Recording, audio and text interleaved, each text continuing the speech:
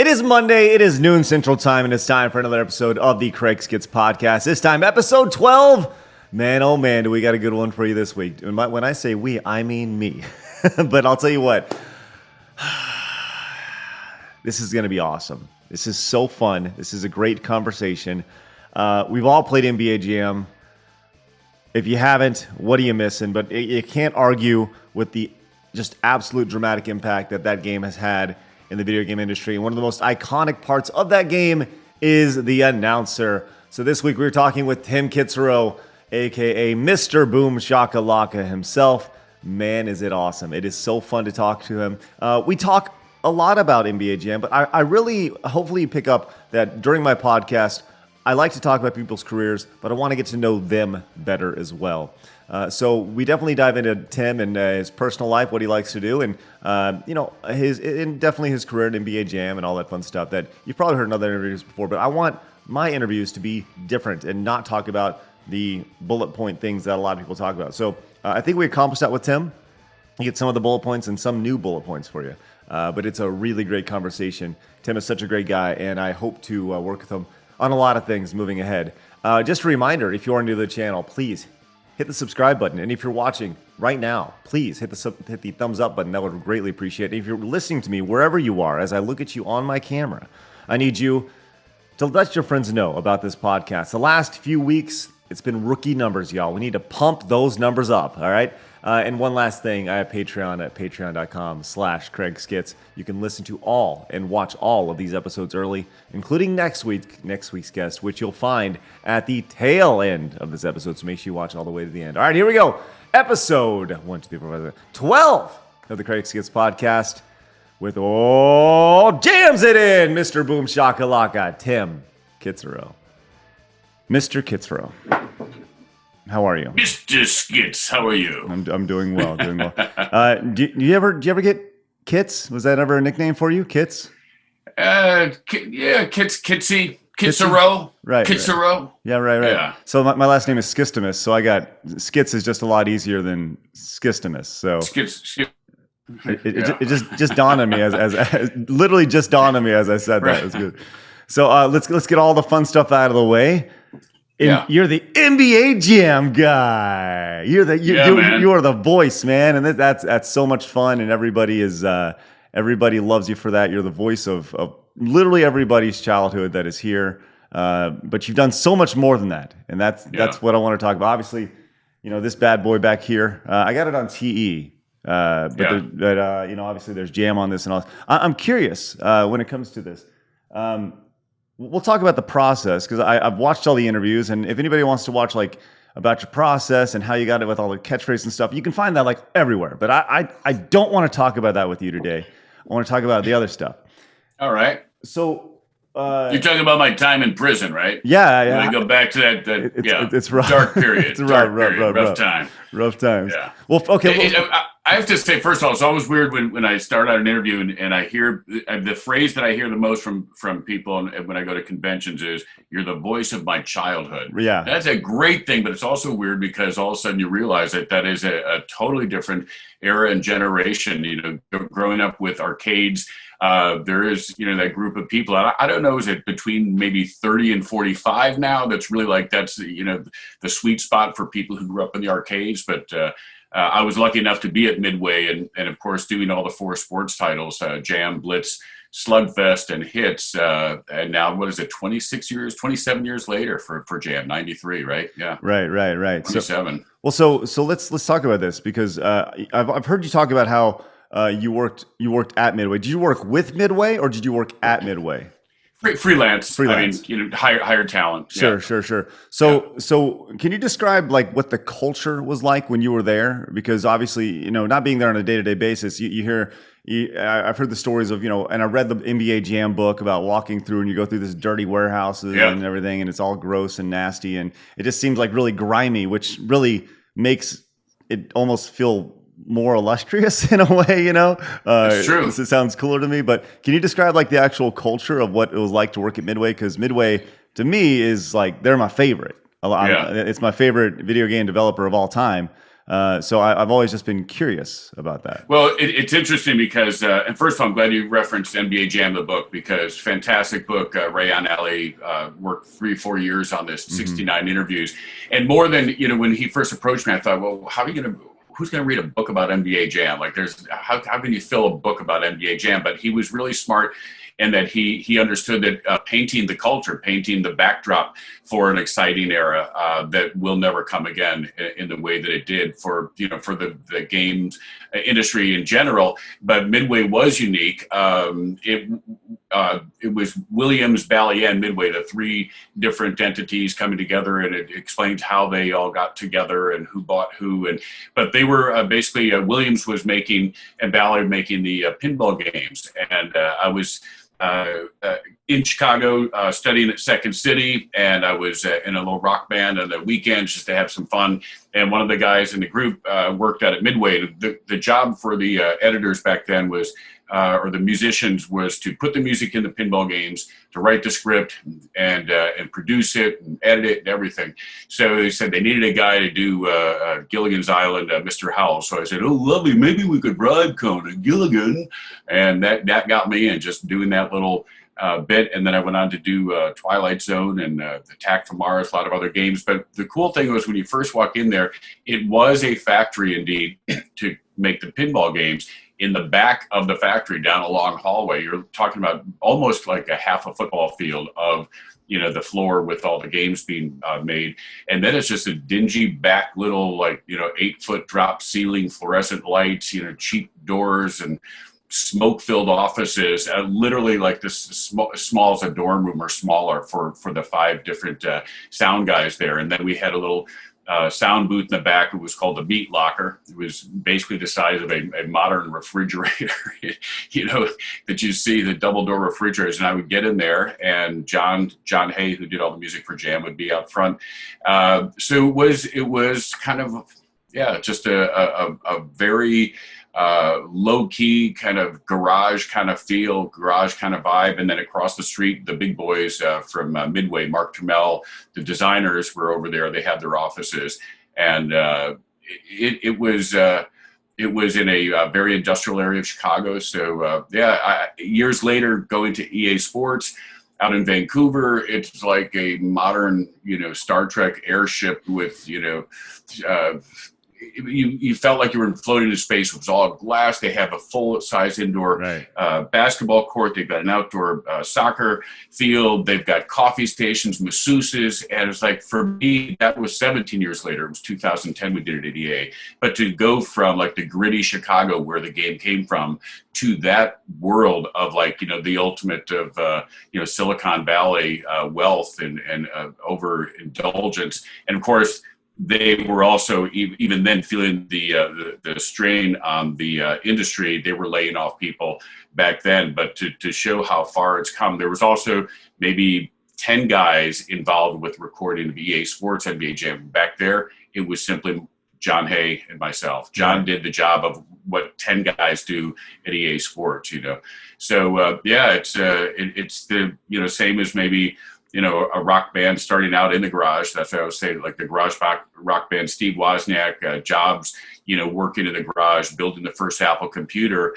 It was so different. And one of the things that Ray Alley pointed out in the book was that the CEO wanted to make sure that guys didn't get too comfortable. Right. He wanted it kind of like a den of dogs fighting. Like he wanted to have like the oppressiveness to make them feel like they had to strive to get to the promised land. I mean, and the promised land never really showed up as far as like the conditions, but he also pitted teams against one another. And he would have like, first one who gets their game to market gets $20,000. And at one point, Mark Trammell and another guy on another team, he said, or it was Jarvis, he goes, you help me, I'll help you, and then we'll split the pot. Nice. So they worked on each other's games. So yeah, it was a different era. It is a totally new one now, with things like One Up Arcade coming back to capitalize on, the fan love for the arcade. So we'll see what happens in the future, but it was a long dry spell also in between things almost going down. Pinball just went completely out. They that was gone. They were like the last pinball company in America, except for Stern, which I've worked for recently. And now they're having their resurgence. You know, the pinballs are coming back. The arcade love is coming back. So, yeah, it's been a long ride, and here I am talking to you 27 years later. So, right. Well, it's amazing to hear that. A few things on that, right? As you talk about like kind of the dingy nature. Number one, the first analogy I heard when you're talking about the management kind of having this oppressive, always striving for more but never reaching there. My first thought was Smash TV and the Pleasure Dome, because the Pleasure Dome didn't actually exist in the first game, right? It had a very similar analogy right there, right? Which is very cool, right? Perfect. So the rumor mill, right, one day you will attain this, right? But it's never there. Right. As you saw, I mean, you've talked about your contract before in other podcasts or other interviews to where, you got paid like $800 to be the guy of NBA Jam, right? And as you looked on, you saw these guys who are the programmers and developing these games. Obviously, there's this, this nature of if you strive for it, you'll get it. Did you see as games were more successful, as Jam was more successful, as Mortal Kombat, these midway iconic titles were more successful? Did you see the developers, these guys just driving in nicer cars all of a sudden, or were they flaunting a little bit more cash as they were coming in? I was so naive, and I didn't really pay attention to what was going on around me, but I found out later, and once again through the book, that there were like $1 million bonuses being paid out, and deservedly so. I mean, Mark Turmell, the other thing is Mark Turmell was offered jobs by, like Steve Jobs and Wozniak, and he would have been like a billionaire by now, but he's doing pretty well at the head of Zynga Games, Facebook Games. They're the number one, home or the downloadable app games, whatever.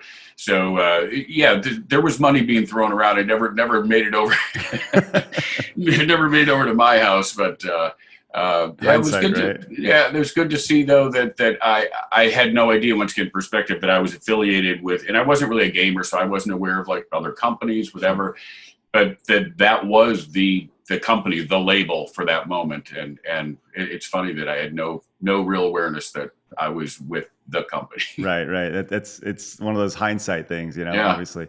Obviously, you appear on a lot of these shows, and obviously you are, as self-proclaimed Mr. Boom Shakalaka, right? That's you. Do you ever just get tired of saying Boom Shakalaka? Do you ever get tired of that? It's the weirdest thing, man. It's one of the most beautiful sounds, and I was a basketball player, my whole life, and I was the guy who would always call the game in the backyard. I was 10 or 11.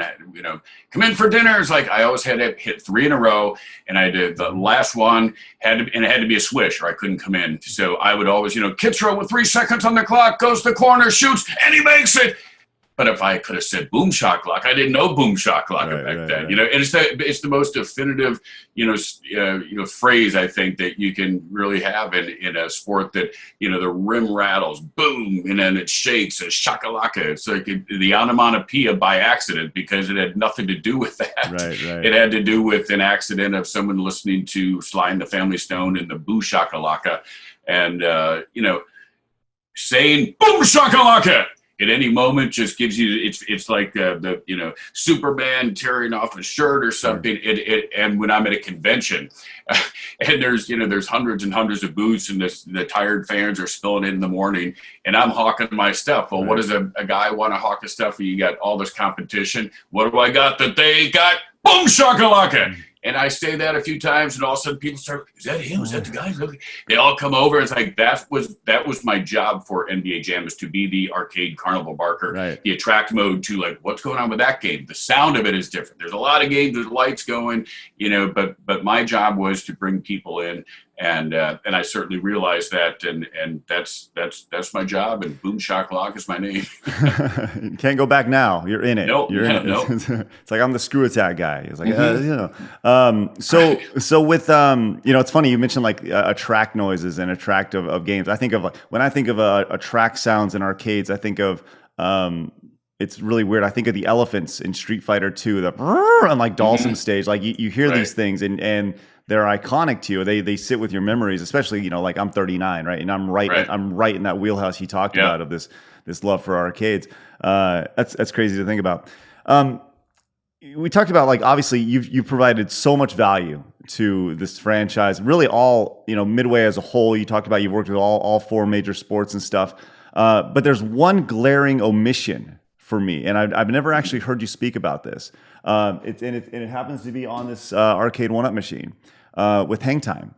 Yeah, you weren't a part of Hang Time. Was that more of a contract thing? Did you realize your value, or how? The funny thing is, I didn't even realize for years that I wasn't in Hang Time, and for a while I thought I was in Hang Time because I did Showtime. I was like, I did all the basketball games there, and then I thought I was mixing up Hang Time and Showtime or something. Sure. And then I realized no, it was Neil Funk for the Bulls. So it was that one moment where when NBA Jam went to the home market with Acclaim. I did the first version, which there's some interesting stories about that. But then they signed Marv Albert, and I remember reading he signed $100,000 contract to do several games with them, and that just he was a killer, but that was the very beginning of the sports industries going, we got to get more realistic. It was like, well, NBA Jam, the whole point is it's not realistic. Right. But they were already getting, well, broadcast will give it more gravitas. And of course, there was no perspective or history on me yet and what my contribution to the game was. So that was the beginning of it. And then they thought, well, Tim's done, all these games, but Hang Time's going to be a more serious basketball game. It's going to be more realistic, and we should go with, the top guy in town. And so that's how Neil Funk, and I'm a huge Neil Funk fan. I actually don't think I've played the game or played it in ages, but I don't know if he translates, but he's one of the all-time greats. Well, Boom Shakalaka is in the game, but it does not have the same gravitas as they say, right? It's just kind of like boom shakalaka. It's like, okay, all right. Yeah, so, okay. Sounds good. Well, so you weren't approached about it, or you just didn't even know it existed? Yeah, I certainly don't remember being approached about it, and it's just one of those black holes in my past. Right, and black hole. Don't have any remembrance. Black hole in the NBA Jam. Yeah, and like the game is great. Like and it's not more serious by any means. Like that's the crazy thing about it. It's a really good version of Jam, but it's crazy. Isn't it? It's fascinating though. I mean, you're not a huge gamer as a whole. You work in the industry, but you don't play games. Right. No. Are there any projects or games that you've ever seen from afar that you're like, oh man, I would have been great for that? Not so much, because I really don't pay attention. The rest of my career has all been, working commercially. In the early days was trying to, do more stage work, trying to get more TV, film work, whatever. And at a certain point, I just, went, no, this is what I do, and have had enough projects to keep me busy over the years, but. It was fun when Rage approached me, the guys, I forget the name of the company, to do a special Rage 2 promo, to have me in a first-person shooter to take the edge off of, the violence and gore of those kind of, because I'm not a fan of that stuff. But my sense of humor, contrasting that with what they're doing, was a lot of fun. Right, and that was interesting to see for sure. I was like, oh my gosh, that's amazing. So, can we take a step back and talk about something you mentioned there while we were talking about Hang Time? You mentioned you were doing the home ports for NBA Jam and Acclaim. You said there were some stories there. Can you talk about what those stories were? Well, it was, and this is just from a business point of view to show you how I really should be an advocate now for changing things with SAG-AFTRA and how artists get paid, because it's similar to the music business. And if you've seen movies like The Wrecking Crew and Standing in the Shadows of Motown, the Funk Brothers, when you're a session musician, you get whatever the session fee is, and you go on. If there's a number one hit, whatever, and a lot of artists like Chuck Berry and a lot of the big black artists, especially in the early days, terrible contracts. Happened to the Beatles too, whatever. Someone else makes all the money. So, well, I mean, sorry to interrupt, but you're seeing this with Kanye West actually right now is in the middle of fighting. Like every musician is fighting right now, specifically Kanye, to get his masters. And like that's a big thing right now. He's fighting to get his master recordings, and he's gonna fight for it, and like that because that's where the money is. It makes sense, and content, and so you go in, you do your session, you make X amount of dollars, but in the TV world and the commercial world, if you do a commercial and plays, you get residuals. You're paid for like how much it plays, how much money it's making the company. You have some more compensation for it, but to that point, no one had ever thought of a voiceover person, especially in video games. It was like usually the guys in the studio did a lot of voices for pinball games and video games, and the Ritchie brothers do stuff in Mortal Kombat. They weren't sourcing out. It wasn't the big business that it is.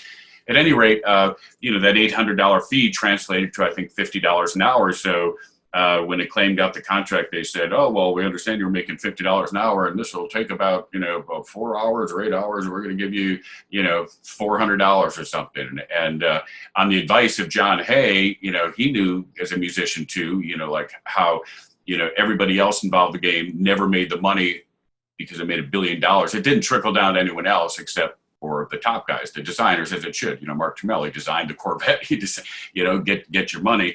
But for the rest of us, then he just goes, ask for $3,000. And I went, wow, that's a lot of money. So I asked for $3,000, and they kept coming back to me every few days for a couple of weeks and saying, well, no, that's we'll give you $75 an hour. And I said, no, it's $3,000. I don't know why I got so brazen, because I needed the money. I was struggling like most young actors. And when I got there, I meet this guy in the studio. He goes, man, we finally got Kitzrow in the studio. He goes, were those guys jerking you around about money? And I said, well, yeah. He goes, those motherfuckers.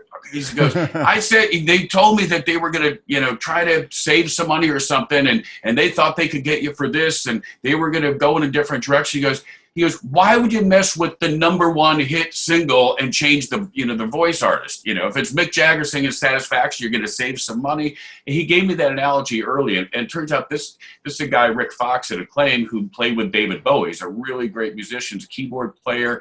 And so he knew the business, and he was pissed that they were treating the talent so shabbily. And that game went on to make it's $60, a copy for the home market, and how many they sell, how many millions and millions and millions, and to haggle over, to try to get me for $300 or $400.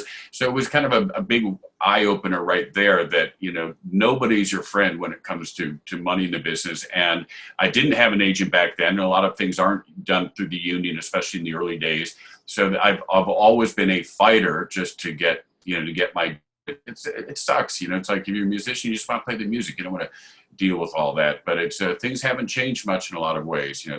All the games that I did, there's the things change hands, and right now there's One Up Arcade, but that was sold as a licensing agreement through EA Sports, so there's no money for me or for anyone else. You get 2 of my games going out. It's like re-releasing a box set of the Rolling Stones or the Ramones or something, and then the artist doesn't get a penny. So it's still one of the flaws of the industry for the artist. That's rough. That's rough to hear, man. And it's crazy. I mean, in an ideal world, you're sitting there with people know who Mark Trammell is, right? But more people know Boom Shakalaka than Mark Trammell, and you got to be in the industry. You got to know.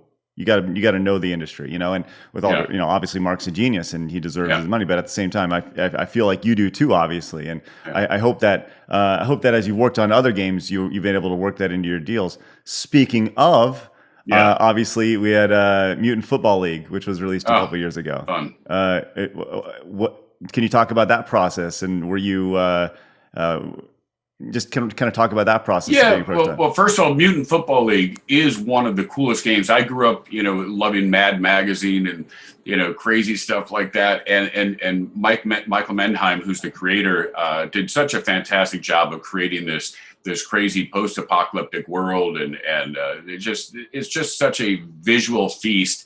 And to be called in to provide the audio and basically it's if you had Futurama or The Simpsons or something, and there was just the visuals, the cartoon by Groening, and it's like, hey, what would it sound like? And what kind of world is this? What is, Springfield like? So I was able to really work with him, and he trusted me to come up with that sound. And it's basically me, but it's Grim Blitzrow, my alternate persona in that. But writing for that was the most satisfying thing. And after all these years, I'm working with another guy. Michael's one of those great, cool independent thinkers. He was with EA and he's like, no, I want to do my thing. And they weren't really treating Mutant Football League well. It was kind of sitting on the shelf. They were pushing their sim stuff. So he's like, no, this is what I do. So he went off and formed his own company. And so to work with someone who respects talent, is unbelievably generous,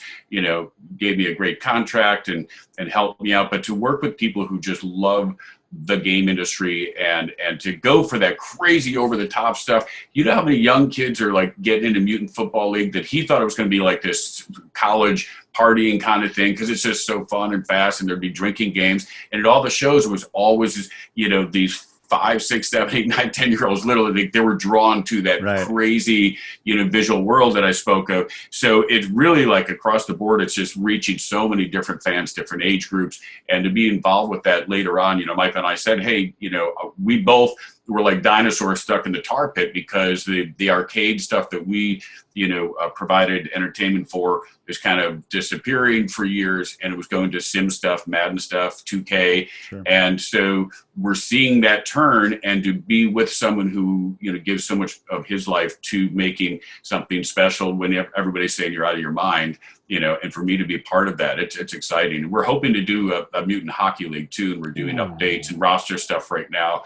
We're adding more teams because it didn't have all the teams. So it's still going and kicking. They're doing well, and so it's a great experience. So anybody out there in your audience has not played Mutant Football League, give it a shot. Yeah, it's only like $20, right? Yeah, like it's amazing because games have gotten so much cheaper over the years. Everyone's like, "Oh my god!" But and they complain about the price, right? And it's like you would back in the day, you would have dropped that before you had your second Coke at the arcade, right? Yeah, exactly. It's and you do it in quarters, so you don't realize it. It's crazy. I was watching. Well, first off, with Mutant Football League, would that be considered a success? Yes. Yes. I mean, first of all, there was a Kickstarter. He raised $1 million. No big, promo behind him. No big advertising budget. We were nominated for a Best in Show at EA or at E3 a couple of years ago, up against the $1 billion giants. Just to get that nomination was fantastic. So it's not breaking any records, but it's making money, and the fan base is solid, and they're loving it, and they're crazy. So we found our niche. Nice, that's awesome, and an idea of a hockey game. Oof, man, that's exciting, because there was that in the '90s, right? So it'd be pretty awesome to have it come back. Man, that's great. God, that's fun. That's fun to hear. Do you going back on this, obviously you have these alter egos that you I've heard you talk about Slugfest as a whole, and Slugfest was, I guess, your favorite game to work on. Yep.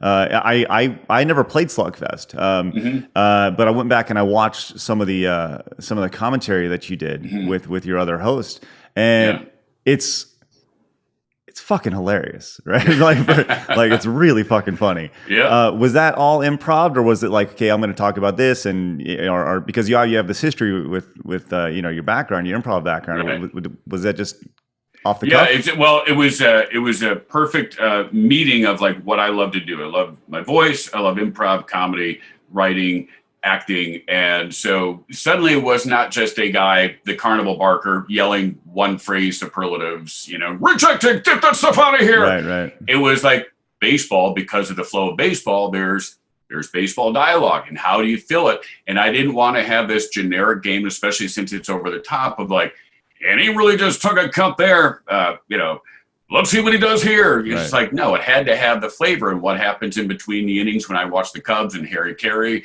gets off on a tangent. I was like, wow, that was the seed where I went, oh, you can go way further, because this is midway. And so there was a fantastic talent, Kevin Matthews in Chicago, who had an alter ego on the air called Jimmy Shorts. You know what, Tim? I like to beat you. I'm going to have it a folding chair. Just this crazy, once kid, like Mad Magazine, over the top guy. And it was my idea to bring him in. And at first the company said, well, this is a little bit too much. Maybe he'll just make him an older broadcaster. And I said, you're wasting his talents. They said, all right, show us. So we did an improv in the studio. They were all cracking up. I went, okay. So then I got to write all these scenarios of like how they would interact between the games. And then we had this idea Sal DeVita's idea, actually. When the game loads, he said, why don't we just have you guys up in the booth preparing for the game, and you guys can do whatever you want. And basically, I would sometimes, like Larry David does for Curb Your Enthusiasm, I would write, like, let's talk about your new computer that came in because you spilled shit on it, and we'll go from there, or have an out. But otherwise, we would just, like, off the top of our head. So there's probably 100 different completely improvised segments, and it was the most fun I've ever had. It was the most, the best. Yeah, that's fun. And the fact that they're all like 30 to 45 seconds long during this load, that you guys were just had to spit it out.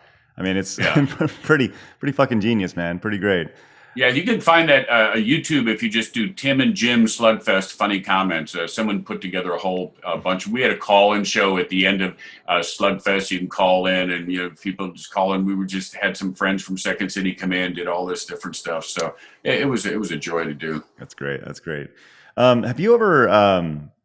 I want to get to you as a person here in just a second, but have you ever actually have you copyrighted Boom Shakalaka? Is that something you've ever pursued or anything like that? Where were you 25 years ago? I mean, it's and other people actually. EA Sports, I think the producer told me that he or they tried to copyright, but they couldn't. It's been in the public domain for so long, or something, or some whatever. But would have been nice. And I've seen it pop up in Cheetos commercials and all over the place in pop culture. I'm like, give me a piece of that. Right. Were you speaking of Trey over at EA? Mm-hmm. Yeah, Trey. I'll tell you, for a glimmer of hope. Like I've always been a huge, I saw interview you had with Xavier Woods and with WB, and he's obviously a big Jam fan. I'm a big Jam fan. And for a glimmer of hope, like Trey gave me this tiny little glimmer when he told me the game was coming out, it was being developed, and I was like, Trey, can I be in the game? He goes, oh wow, and he goes, yes, send me your face shots and all that stuff. It ended up getting voided by legal. But I was like, that would have been like the apex of my life, just like being a hidden character in the game, and it was like this 2-week window where I was like, but it obviously it didn't work out, obviously. So what? Speaking of that, let me interject for a second. Something I mentioned One Up Arcade. We have been talking lately. I've been talking to their PR marketing guys about doing some stuff, and we're trying to make it happen. But one of the things I've suggested to them is let's get fans to be able to put themselves in the game, a couple different ways. He's going to see if there's the technology of people sending some photos to do a customized thing. But then I could do an audio where if you want to be in the game, I could do it. Welcome to NBA Jam One Up Arcade CraigSkitz On Fire Edition. And so you could have some audio up front, and we could substitute one player name, like if you choose your Bulls, that every time Horace Grant comes up, it's Skitz. So you can buy a custom audio pack. Shut up. You're kidding me right now. Yeah. I had the ideas, and these guys were like, man, that's great. That's great. So now they're trying to go back to their guys, and maybe I'm speaking out of turn, but you know what? Let's light a fire and make it happen. Let's do it. Oh my God. It's we know that there's enough technology now where you can drop audio into games, and at least to have like when you fire up your cabinet to have a custom one. Welcome to CraigSkitz's Man Cave NBA Jam on Fire Home Edition. The rest of you suck it. This is my home. Get that stuff out of here. And just to have the custom audio, I think would be awesome. And also, I suggested I could go and sign some cabinets, send a T-shirt, an 8x10 along, so you can get like the collector's edition signature, literally the signature edition. So I'm hoping some cool stuff happens. It would be a lot of fun. It's a great company. They're bringing back the game for a lot of people, but I just want to be involved somehow. Yeah, Tim. But right now, Craig, in the meantime, if people want to have their own thing, their own custom audio, I do have a website called whosaidwhatnow.com.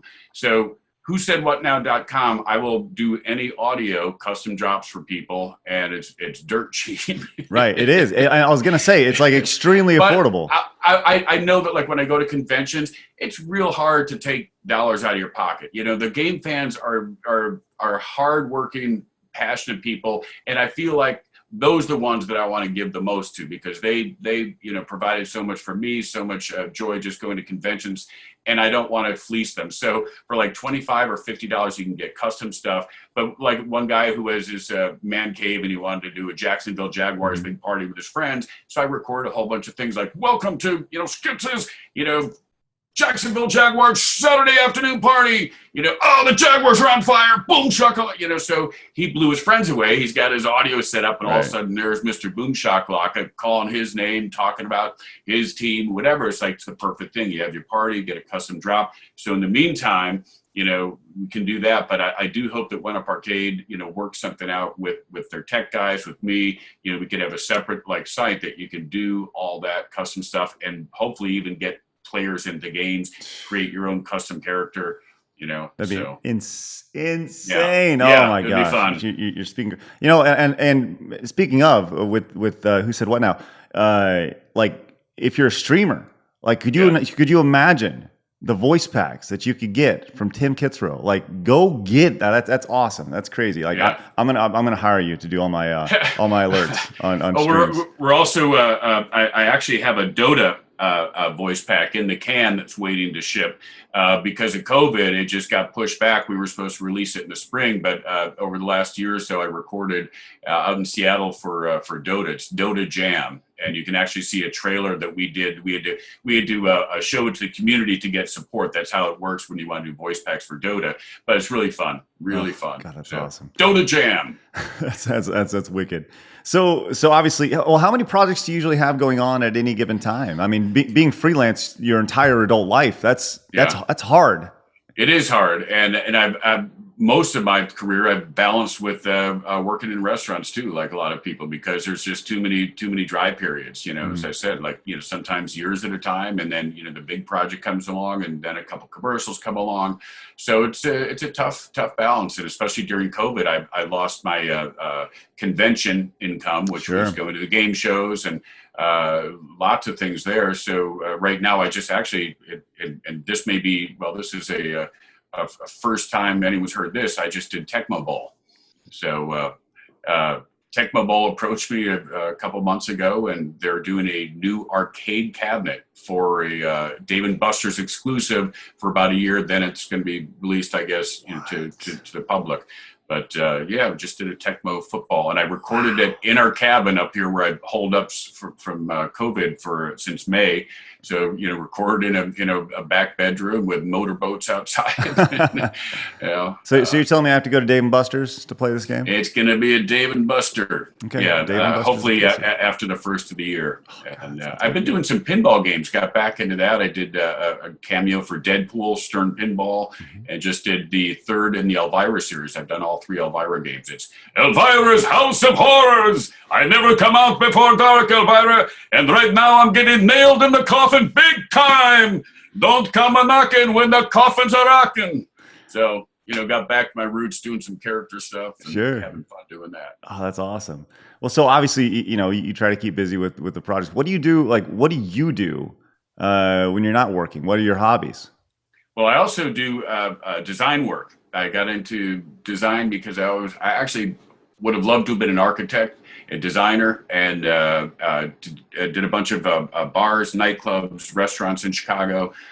Just did a restaurant about 3 months ago. So create anything that's creative. But my brother's a carpenter, and I love all aspects of design, putting things together. So it's kind of a crazy, alternative life from the video games, but it's really grounding and really satisfying. And we've got this cabin in the North Woods. I've been ripping up old linoleum floors, just like the Rehab Addicts, all those shows you see. And I found these 70-year-old beautiful wood plank floors, and building cabinetry and stuff. So I love to get busy with doing physical work as well as all the the voiceover stuff. It's a good balance for me. Right. I feel like there's this I don't know. I feel like a lot of people, for whatever their career is, whatever they did, oftentimes there's a polarity to their hobby. And oftentimes it's something that is completely 180 degrees in the other way. Yeah. You see that a lot. I mean, I may be the exception, but I like games, but I love to play sports, right? That's kind of the thing you don't see. Yeah. But That's fun. That's cool. So you're ripping up old floors. It's just like in that. Have you seen Hometown? That show Hometown on HGTV. I haven't. It's a show where they're like in rural Alabama, and it's Yeah. like this tiny old town that's 100 years old, and Yeah. and they go in and they're ripping up old floor, and there's like 3 layers, and then they find the really good stuff at the bottom. You know, That was it. It was 4 layers of linoleum and literally like probably over 3,000 nails, for all the different layers since the 1930s. And it was one night I was like, damn, I'm going to find some gold under here. It was fun. I also, I still play my drums, and that's, it's funny. The little lesson in here, is that if you stick with what you love and your passion, that's the best way to find your way to what you really want to do. Now, drums had nothing to do directly, with me becoming like a successful musician or drummer, but I loved it so much since high school and earlier. Had I not been playing drums, I would not have had the opportunity to be in that band, to meet the guys at Midway. So because I said, yeah, it's worth it to play every Sunday I can, I had the opportunity. Now, most people would think, well, you're an actor in Chicago, that's how you got the job, auditions and everything else. And of all the millions of auditions I've been on, that was one where I was in the right place at the right time, only because I was still playing drums. So had nothing to do with auditions, being an actor, like outright, it was just, the worlds came together in a good way. It's oftentimes who in those situations, for sure. Yeah. Can we talk about your music career a little bit? Sure. I don't know if I have one. Well, you said you play, you play it on the weekends and such. What was your band name, and what'd you play? We'd the Lazy Boy Rockers was the name of the band, which I always thought was pretty cool. But we were, just for the most part, it was just for fun, what they call the weekend warrior band. And Sure. That was in my early 30s. But because when I was younger, we played out a little bit in bars back in upstate New York, whatever. So I just wanted to keep it going a little bit, and, everything was just Stones and, probably Beatles and who knows what. It was just like a little bit of everything. Were those the bands that influenced you, the Stones, Beatles, of that era? Yeah, absolutely. And when I was in high school, we had a band that we did a lot of Stones and some Allman Brothers, and it was kind of all over the place. But I love drums as much as I did when I was 8 years old and first saw my first drum set. It's just one of those things that stays with me. So, but with music, I love music so much, and I always want to integrate some cool stuff with NBA Jam. So one of the other things I've done over the years, Trey Smith and I were talking when Jam came out at EA Sports, and I said, I had this idea for a rap song, like the Beastie Boys were big fans of NBA Jam. Yes. And that kind of rap is like, it's a cool way to to put out some cool lyrics, because I like writing, coming up with phrases. So when you're thinking of like the pentameter of rap, it was like the perfect thing. So I came up with a bunch of lines and wrote this whole thing. And we had an artist come in and do it. And Trey was super excited. Mark Tamel said, fucking genius. He goes, I didn't know you could rap. I go, well, it's not me rapping, it was me writing. And so we found out that they could not put the song in the game because they'd already contracted the artists to do it, and they could only have X amount of hip hop or rap in any of their games at that time. So it never got done. But anyway, long story short, when I started working with the Golden State Warriors, the Rockets, doing NBA things, they would send me highlights. I just would watch the screen, write my stuff down, record from home, send it off. And then I thought, well, what if we do some music for them? So for the Warriors, I pitched them this thing, got together with a couple great artists that met on Twitter, fans of mine. And we did a hip hop song for the Warriors. And actually, if you go to YouTube, you can do Dub Jam, NBA Jam, and you'll see it. And it turned out great. And these guys wrote some smoking lyrics with Boom Shakalaka in the lyrics, and Golden State passed on it. They also passed on using me the last year. I worked for them 2 years doing the highlights during all their finals, playoffs and finals games. And then the last year, my agent said, so aren't you, they're checking in. It's like, hey, it's time to do the stuff again. It's the playoffs coming up. They go, oh, we think we're going in a different direction. He goes, are you kidding? He's joking. He goes, Tim brought you 2 championships, Right, 2 years working with him, you got the 2 championships. And what they do, they lost the third one without me. But anyway, the long story short is I've actually worked with about 4 or 5 different musicians.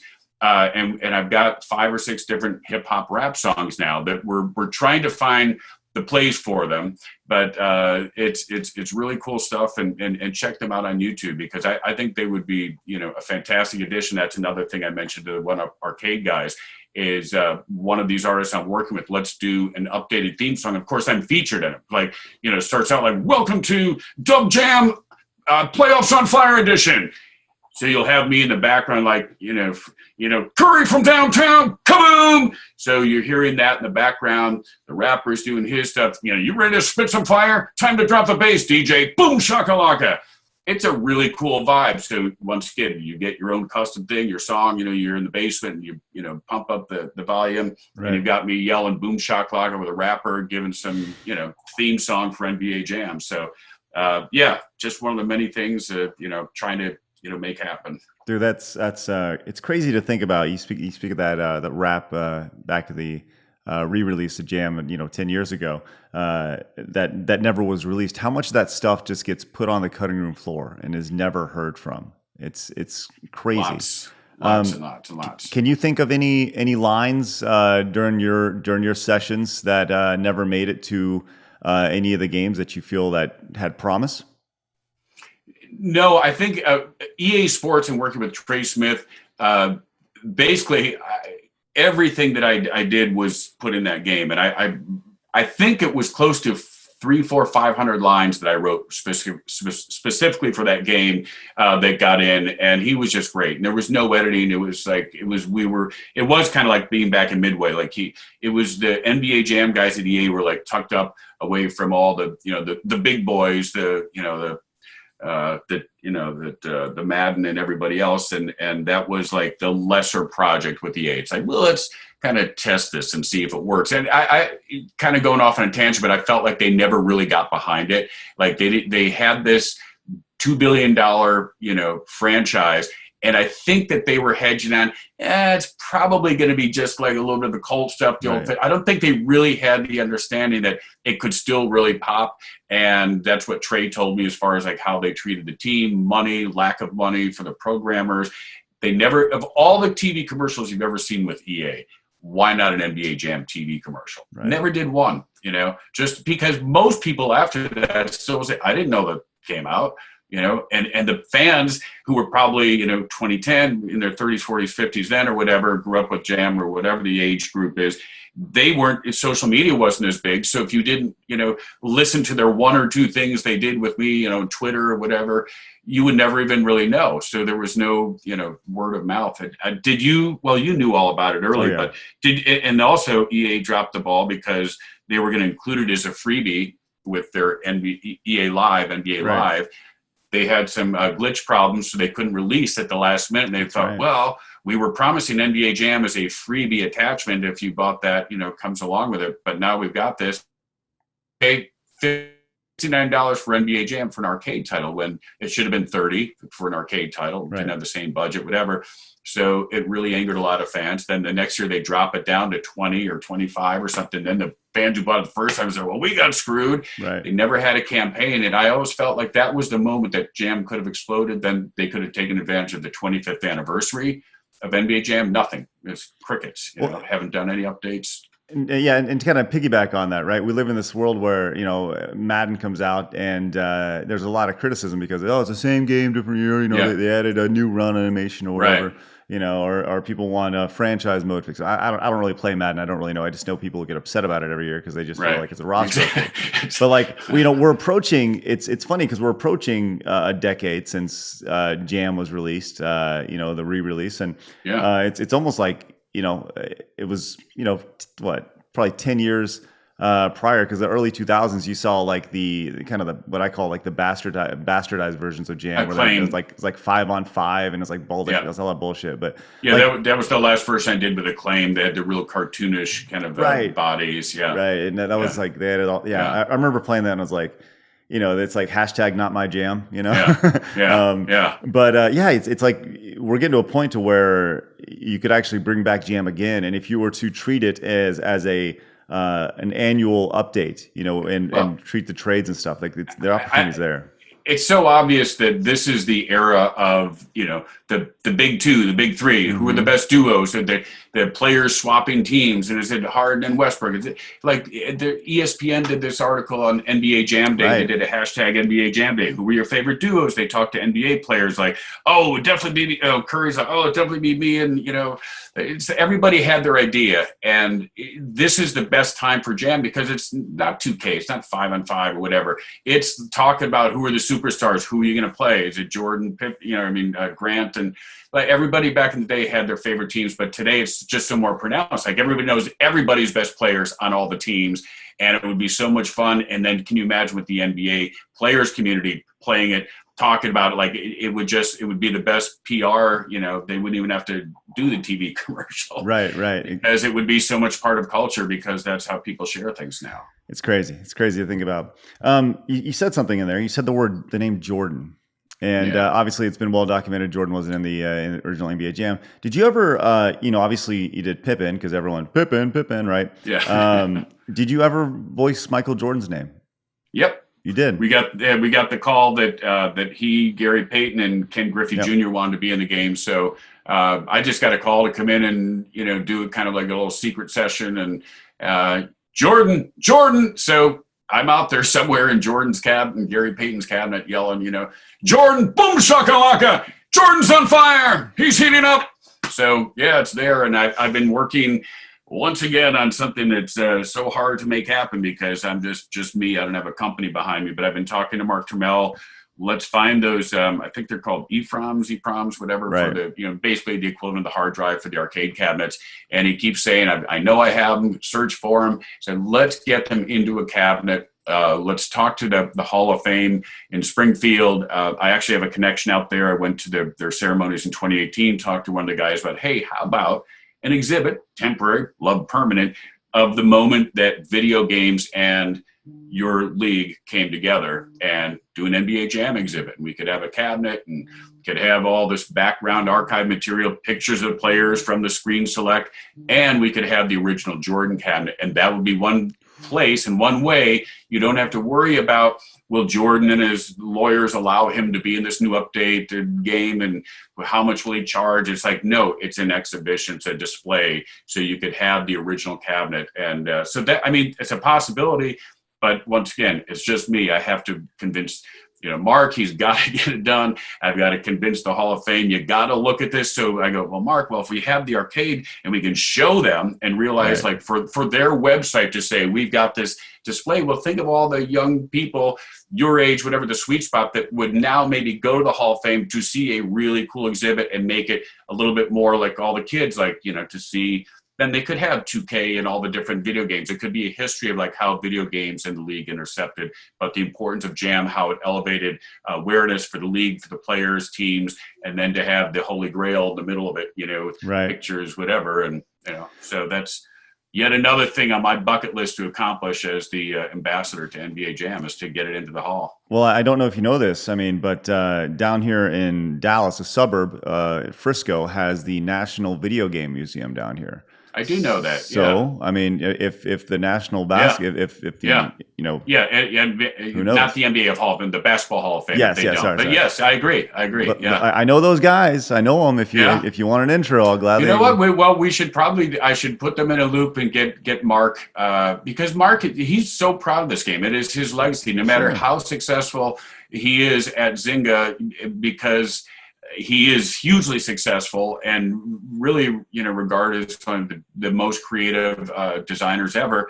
That's his baby. And so after he's gone, the legacy, let's get it in the museum and let's get that Holy Grail that everybody's spoken about for so long. It's not that hard to do. Right. Just plug it in. Yeah. So with but to have those guys in the corner saying, hey, there's great interest. And just imagine though that the international press of something like that, like Mark showing up, me showing up, like, finally, here it is. You want to see it? Here it is. That's a pretty cool story. Man, that'd be sweet. You mentioned, I want to talk about your voice acting and advice you have for potential voice actors and such. But before we get to that, you mentioned in an interview with Xavier, I referenced that several times. Yeah. At the very tail end of it, you said you're working on a new game that you couldn't mention on camera. And it was an arcade football game. Yeah. Can you talk about that now?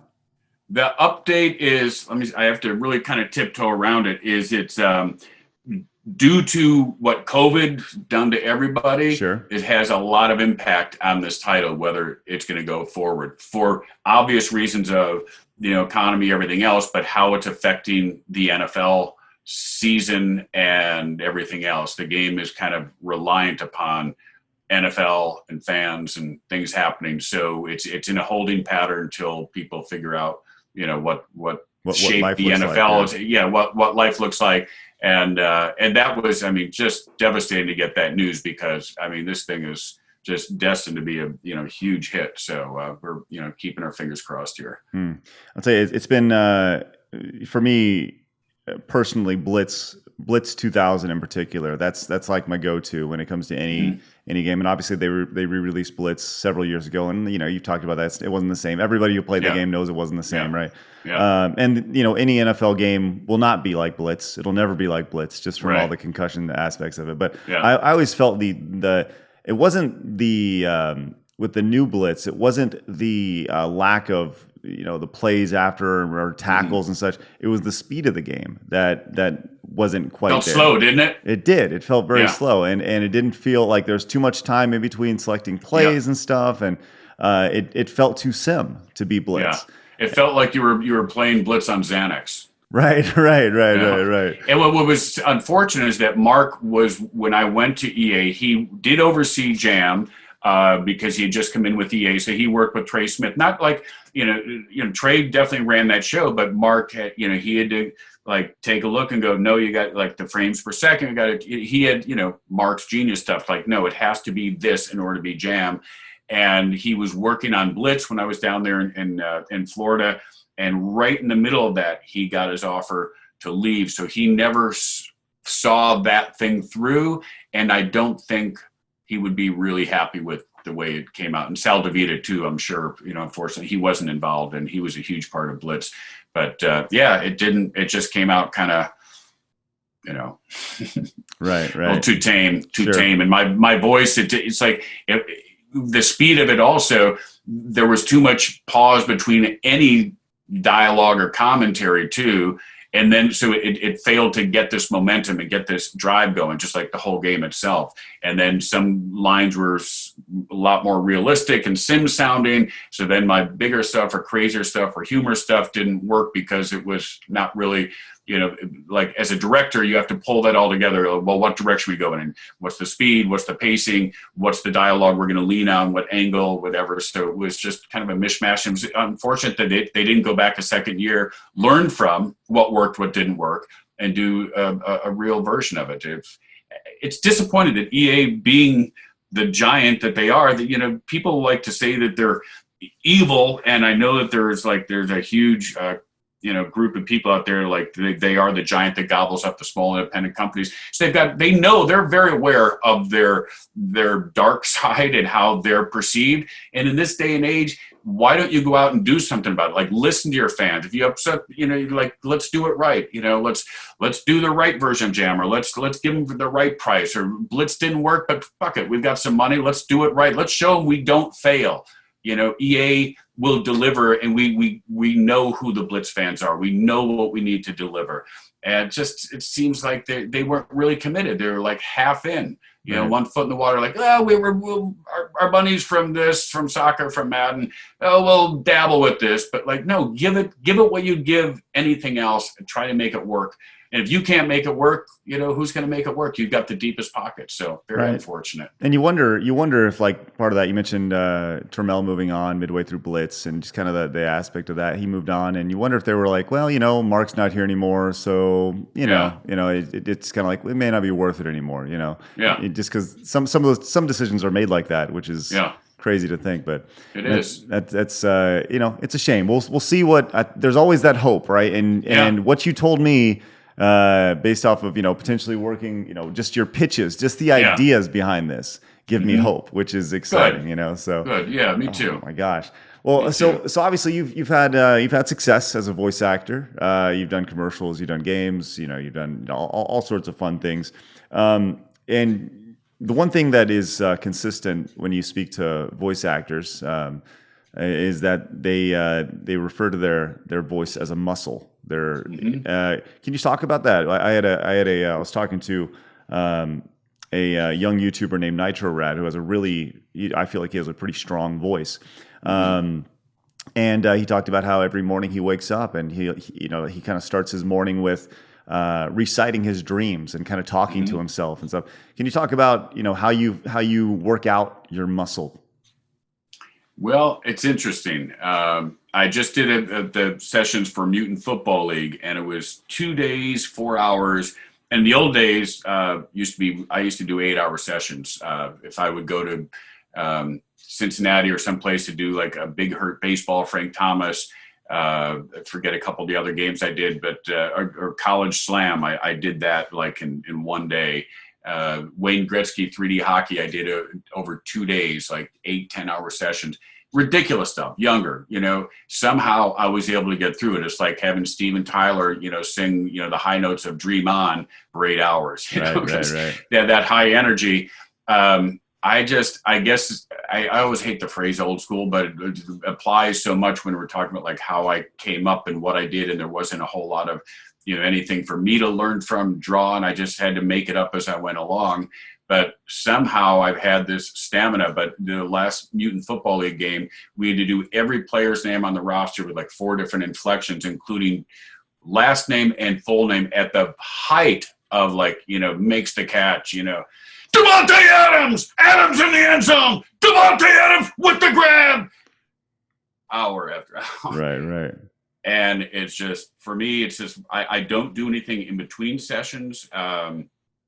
Tons and tons of water.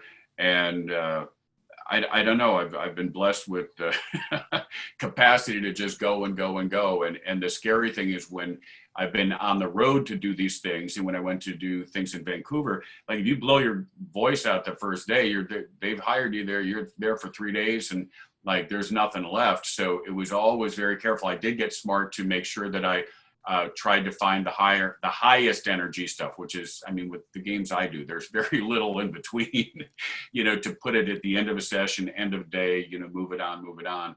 But just somehow good luck, good genes, and good pacing for me. Right. That's and maybe a cigarette and some coffee. That's nice. Do you when you walk into a booth, do you often are you regarded as like, oh, that's Tim Kitzrow, that's the NBA Jam guy, that's the guy who did Blitz, like?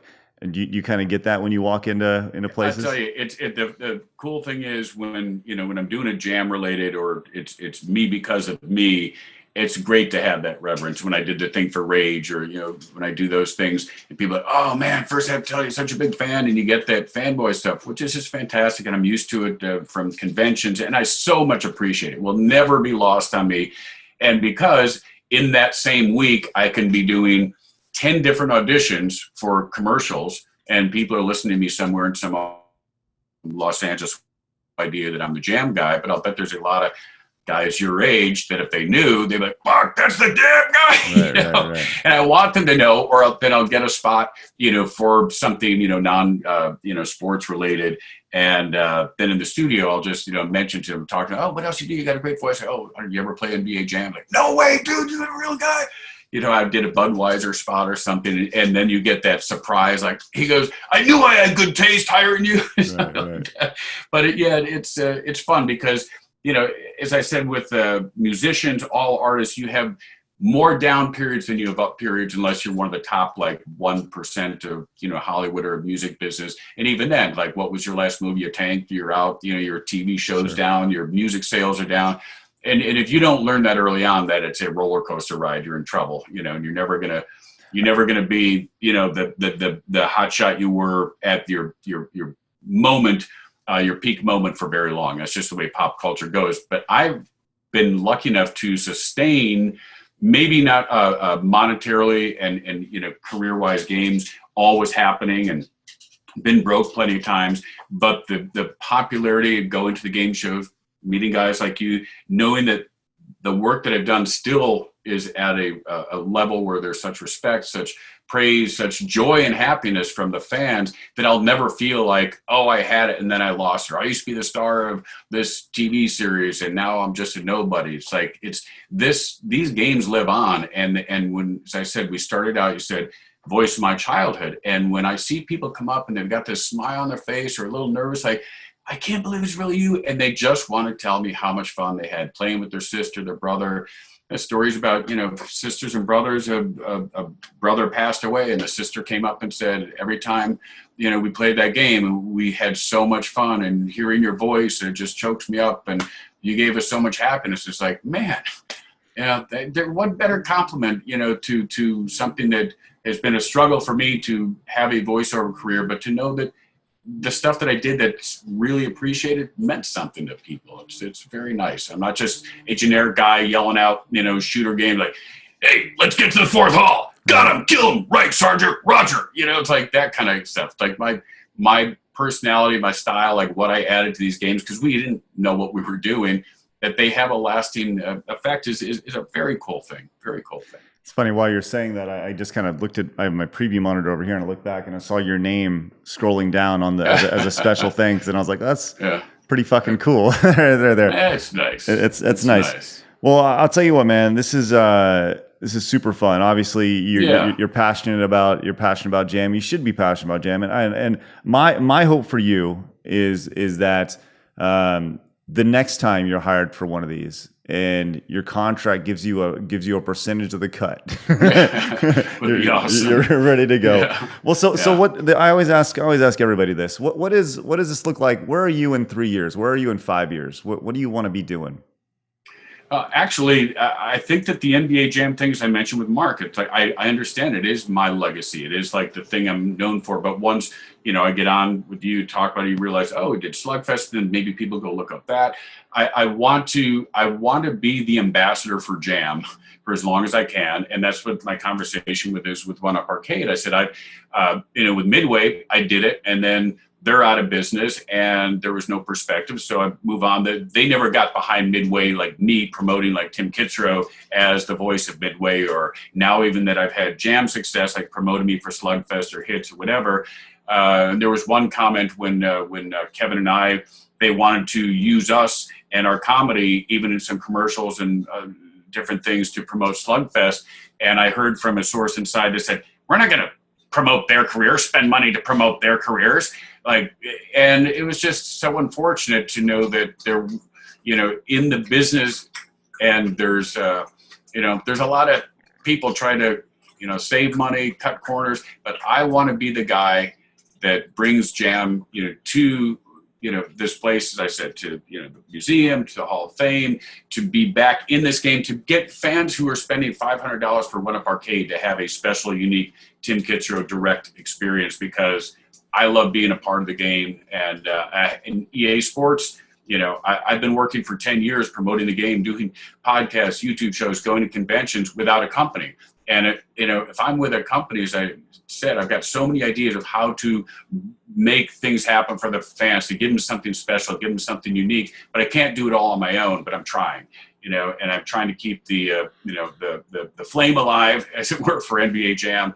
And so a few years from now, I'd like to be working on games regularly with Michael Mendheim, doing a complete mutant series, hockey, baseball, basketball, whatever. My partnership with him, my admiration for him is immense. And then just taking the random jobs that come in that, oh, that'll be fun. I want to keep going with the game experience. And of course, would like to do some more commercial work. But as I said, this morning, I wake up and someone wants to put me into a new franchise, a sports franchise game as a secret character, doing all my own calls.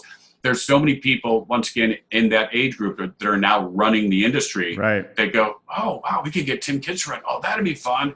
Or let's pitch this product, whether it's a commercial product using the Boom Shakalaka guy. Of course, I would like to take advantage of that and also be able to do some more work, like buying some cabins in the North Woods and renovating them, because that I could see as my retirement. I love that, as I said. But I do hope that there are some more game opportunities that I haven't thought of yet, that people come reach out to me and say, let's do something different. That's great. That's awesome, man, and I hope that happens. I do, because like you said, that the people who played NBA Jam are now in the industry, running the industry, which is and all those people making the decisions. Like, you should probably just mention that you're the NBA Jam guy, or open with a boom shakalaka for any voice work sample you do or whatever, any audition. Well, Craig, you might have heard that on one of the other interviews, but when I was mentioning working with the NBA as the ambassador for Jam, I just realized at a certain point, people aren't waking up every morning. Yeah. You know, like the guy who, runs the entertainment for the Rockets isn't waking up going, gee, I wonder what Tim Kitzrow, the NBA Jam guy, is doing. So I decided one fall, like, I'm going to sell Boy Scout cookies or something. But my Boy Scout cookies is Boom Shakalaka, and my customers are all the NBA young entertainment guys. So I just got a list of the rosters, called every number, from NBA teams, and most people still, they don't pick up their phone, so I would leave a voicemail. You've reached CraigSkitz from the Dallas Mavericks. Craig can't come to the phone right now because he's on fire. No, seriously, he was heating up some pizza in the toaster oven and his sleeve caught fire. Leave a message at the buzzer and you won't be rejected. Boom shakalaka. Then you go, hey man, this is Tim Kitzrow, voice of NBA Jam. Love to work with you guys. Have a couple ideas. Give me a call back. And then they call back. They go, dude, is that really you? Right. Or, it's like when you hear dude, from a top level NBA guy, and you realize like, oh, I'm 35 years old, 34 years old. I was playing this around the office. I thought someone was pranking me. Like, oh, and that's how I started to work with the NBA, because I realized the people who were in it, running the NBA now know NBA Jam. So that's been a big in for me. Did you call the Mavericks? I did call them Mavericks, and Mark Stein is a huge fan of NBA Jam. He's a huge Mavericks fan, and went back and forth. I've had a lot of those, but I'm used to it. But never got in there. No. Nope. Oh man, gosh, what is Mark Cuban thinking? Got to get on this, man. It's crazy. I met, it's funny. It's like I take every opportunity to go the extra mile to introduce myself, to try to make things happen. As I said, because Mark Cuban doesn't wake up going, what's Tim Kitzrow doing? Right. So I went to the Summer League a few years ago, and the NBA Jam 5-page Sports Illustrated thing had just come out, the history of NBA Jam, which I'm featured in. I had wanted to work with the Mavericks. I had actually just spoken to one of the guys down there. He said, yeah, this sounds really cool. I'm a huge fan. So when I saw him at the Summer League, and I saw how fans would come up and talk to him. And I don't ever want to be a guy who really interrupts the guy's space. I go, but Cuban's used to this. I'm seeing any and every fan coming up, and he'll do his thing with him. And I went up and said, hey, Mark, just wanted to let you know, big fan of your team, which I am, and I love what's happened with the Mavericks. And I had the Sports Illustrated right away, because you got like your 2 seconds with a billionaire. Like, are you just noise? You want an autograph? What the fuck you want? Right. And I said, I'm the voice of NBA Jam, and I was just speaking to some of your guys in the entertainment department about doing some work with you. Kind of showed them things. Yeah, those would be the right people to talk to. Just turn around. It just didn't even give me 2 seconds. And he's a guy who's all about entrepreneurialism and bombast and, making noise and fan, interaction. And had he really thought about Mr. Shark Tank, it's like, if I use this guy right, even if my entertainment department, if he took that 1 second and realized, NBA Jam's a $2 billion industry. What is your fan base? 90% of them guys in this age group that know NBA Jam. Like, you go, oh, this makes sense. You can do some stuff with the players. We'll do some NBA Jam kind of things, blah, blah, blah. Like Xavier University reached out to me, a big NBA Jam fan. So I'm doing all their promo stuff for the whole season last year. So all NBA Jam, screen select, player select. Welcome to Xavier basketball. Xavier basketball's heating up. Welcome to the Garden. It's time for Xavier. And he's like, dude, this went over so well. Unbelievable. Like, he was a guy who goes, oh, fan base is going to love it. He goes, even the people that are too young for it, it's just a cool thing. Cool, it's like, it has a little retro vibe. It's just, he goes, you sound great. Everybody's excited. So yeah, more opportunities like that would be awesome. But, it's having a nice time to talk to you today. Really, yes. It gives me hope that there are people out there that do once in a while wake up in the morning like you this morning. I wonder what Tim Kitzrow is doing. I wonder if he's going to get that cup of coffee and actually get on the goddamn computer. It's been fun. Yeah, man, I've taken so much of your time. I appreciate it. Thank you for coming on today, man. It's been super fun. And look, everybody go to whosaidwhatnow.com and hire Tim right now for everything. Absolutely. Actually, we've talked about a lot of different things. So timkitzrow.com or mrboomshakalaka.com. It's like it has a double moniker. That's my site, which has a lot of these clips I've done for the NBA teams. Some background has a picture of all my video games. So you get a more complete thing. And there is a link to the Who Said What Now, so you don't have to remember that right now. But yeah, man, I would love to do some drops for all you NBA Jam fans and for all you NFL Blitz fans that have your Sunday parties. Like, just blow your friends away. Send them a taunt. You know, if you're into fantasy football, you know, have me send a taunt like, "You suck." I'm going. Listen, I'm gonna figure out what I'm gonna hire you. I'm gonna hire you hard. It's gonna be crazy. Awesome, awesome. Let's do it. Hey, Craig, it can't be more fun to wake up and have a guy like you staring at me, talking games and talking fun, and I know that if we were in the same neighborhood, we'd be having a lot of beers together. Hell yes, we would. Well, thank you, Tim. Appreciate it, man. Yeah. All right, man. All right, later. Man. See ya. Bye bye. You know, I realized after recording all this that I've been saying Kitzrow the entire. It's probably Tim Kitzrow. Oh, it was a super fun conversation. I'd like to thank Tim for coming on and spending some time with me. Way more time than he actually needed to, as he's out hanging out, working at his vacation home or whatever he's doing up there. Look, next week. Sorry, audio listeners and YouTube. Next week is going to be really fun. Probably the most personal podcast that you'll hear. As I need everybody here for this one. Look, nobody knows who this is, but if you've ever watched me, if you've ever followed me, you need to listen. Next week, I'm interviewing Mark Barikoff. Who is Mark Barikoff? My former slam ball coach. Look, I need you guys to be here for that. All right.